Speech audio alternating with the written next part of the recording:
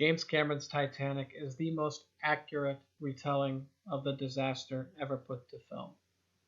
And yes, fight me, Walter Lord fans. A Night to Remember is a fantastic film, but for many reasons, Titanic beats it out.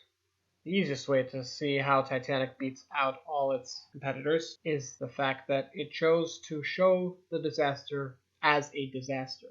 Walter Lord chose to signify the final moments of Titanic's passengers as a solemn, honorable sinking into the depths. James Cameron said no. The wreck of the Titanic was a disaster, so, as he said, he was going to show it as it really was, like a roller coaster ride. Beyond the advantages to the excitement of the film, it is simply a more honest telling of what happened that night. Most audiences haven't really had a chance to consider until this century, now that we've seen how disasters of that scale actually go. But beyond that, Titanic is an amazing piece of filmmaking. James Cameron brought together a collection of techniques that would never be seen again, and were never seen in this entirety before. Miniatures, full-size sets, mirrored recording, CGI compositing, real-life background plates of actual ships, and even things like using smoke to make rooms seem more real, especially when the rooms themselves were shot as a miniature while the cast members were shot separately. Every single technique available to him was used. He used it to do the most important thing you can do with a film about the greatest and most famous shipwreck of all time. He brought the Titanic back to life. Not just with his rivet counter's wet dream of the ship, courtesy of bringing on historical experts such as Don Lynch and Ken Marshall. Not just with the fact that he actually took footage of the real wreck site for use in his film, including actually taking robots inside it. Not just with the fact that he actually chose to rebuild the ship as she was, instead of simply dressing up an existing vessel or, God forbid, just shooting on the Queen Mary again. No, he built the Grand Staircase. He built Scotland Road. He built foredecks, the aft decks. He built the bridge. He built the lifeboats. He built the gymnasium, even though it only has a couple moments in the film. He built the dining saloons. It really was the ship, or as close to it as we will ever get, when he put it on the screen. And that's important, because the Titanic will always be, at least to me, the ship with the greatest character ever put on the sea.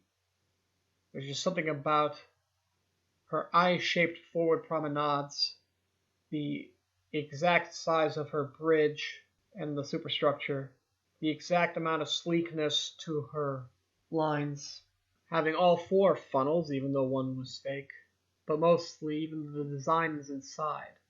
Honor and glory, crowning time. That Edwardian aesthetic just captured me when I was a young boy and has never let go. Never will let go. And James Cameron brought that to the screen. He let us spend several days on the ship, learning the cast that would be involved in her sinking, real and fictional. Let us get a feel for where everything in the ship was. Let us grasp what it was like to be on there and to feel its character just as much as his players on the screen did.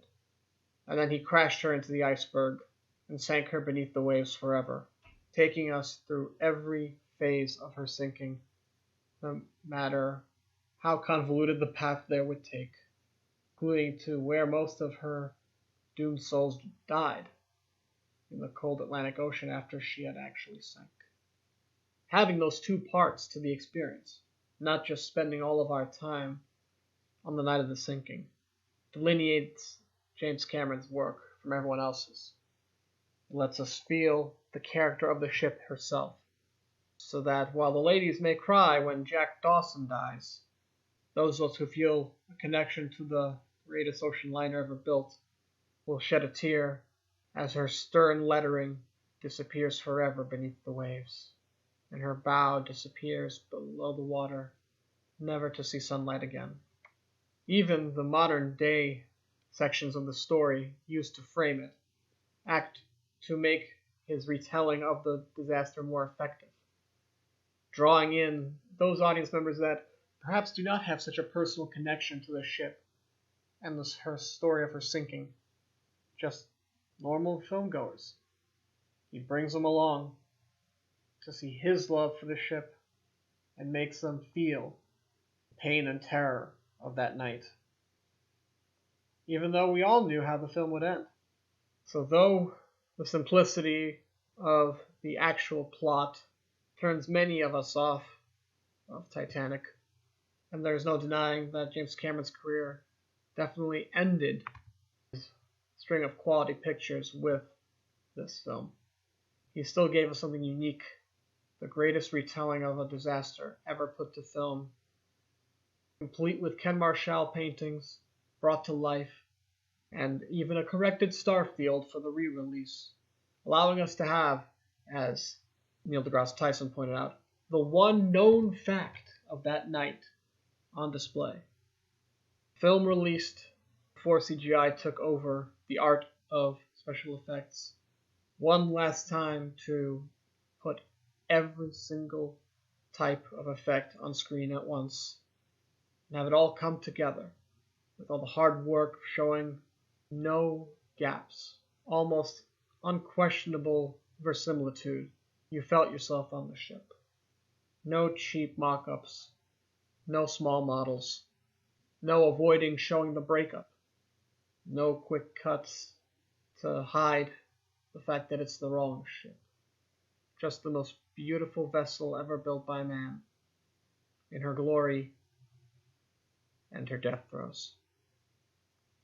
Thank you for joining me.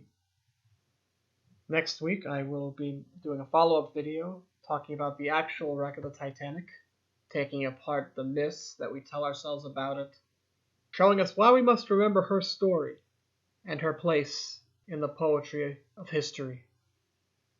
Please like and subscribe if you like this content. Comment with commentary on the quality of the video or on any further questions you might have about the James Cameron Titanic film. And I will see you later.